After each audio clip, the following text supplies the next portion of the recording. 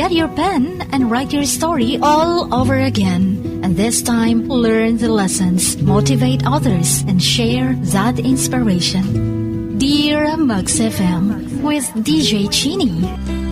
Dear Max FM, magandang hapon po sa mga tagapakinig ng Max FM. Sa'yo, Chin, at ako pala yung dating sender mo. Si Arnold Bodjong. Nakatira sa lalawigan ng Alabel, Sarangani Province. Andito ako ngayon sa aming barangay sa Datal, Angas. Dito po ako na-assign. Nagtatrabaho sa municipality ng Alabel under Mayor's Office. Mag 3 years na ako sa LGU sa Alabel. Dahil sa kabaitan ng mayor namin na si Mayor Vic Paul Salarda. Sa mga opportunities na binigay niya sa akin, pinatrabaho niya ako, binigyan ng magandang kinabukasan. Pero may mga panahon pa rin may mga taong mapanghusga, mapanglait, kahit ano na lang ang sinasabi nila tungkol sa akin.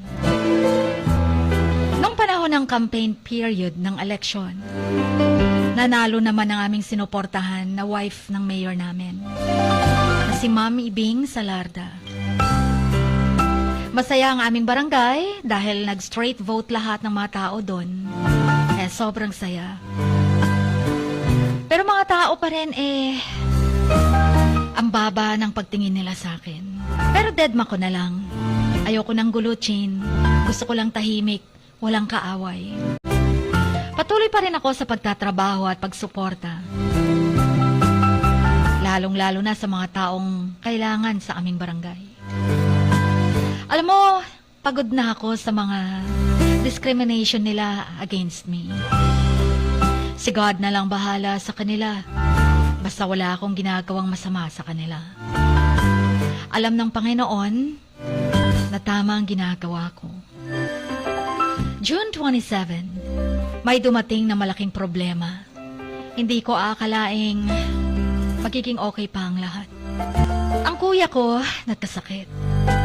Hindi pa namin naisugod sa hospital dahil wala namang kaming sapat na pinansyal. Dahil walang mga documents ang kuya ko, nalilito ako kung anong gagawin ko para sa kanya. Maraming mga taong gusto sanang tumulong, pero ang problema ay wala siyang credentials. Kahit valid ID, walang-wala. Pinag-isipan ng aking pamangkin na dalhin na sa hospital si kuya. Kasi hindi na nga kaya ng kuya ko sa sakit niya. Kaya sinugod namin siya sa hospital sa Sarangani. Pero lalong lumala ang problema namin. Dahil pagdating namin sa doktor, ang findings, acute kidney disease. Sabi niya, lilipat daw kami sa ibang hospital. Kasi nga, mahina na ang function ng kidney ng kuya ko.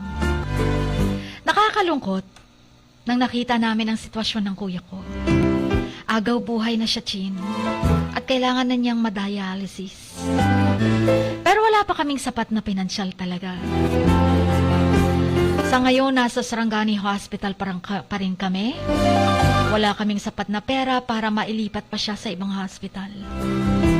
Inaantay na lang namin kung anong mangyayari sa kuya ko. Si God nang bahala sa kuya. Gusto sana namin siyang ilipat sa Jensen.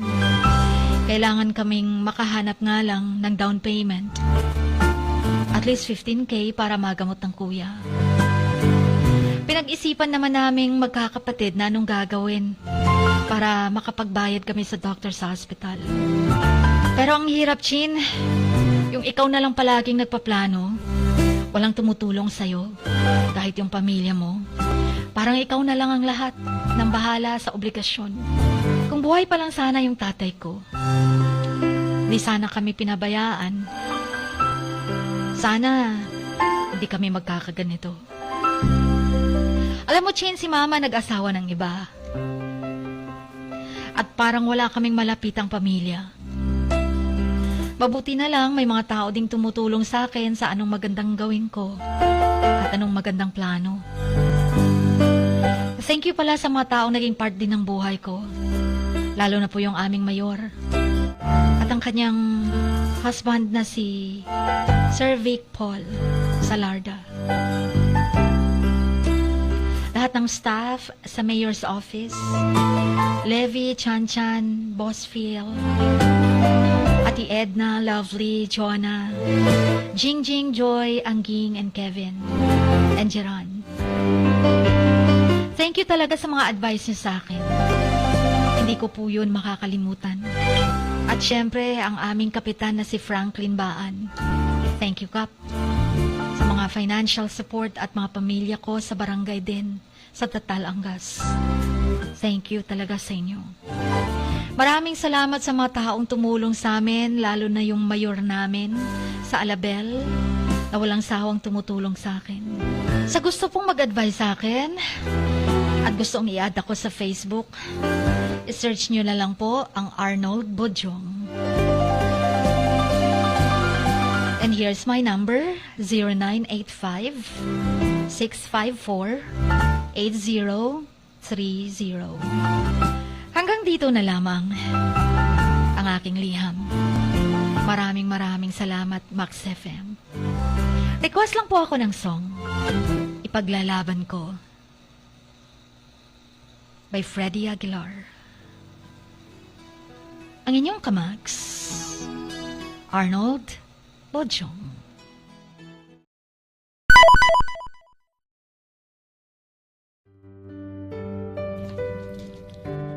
Sa bawat pagluha mo, may nakatagong kwento.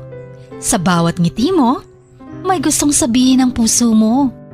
At sa likod ng iyong halakak at maging sa pagkabiko mo, may mensaheng nakabalot sa iyong pagkatao.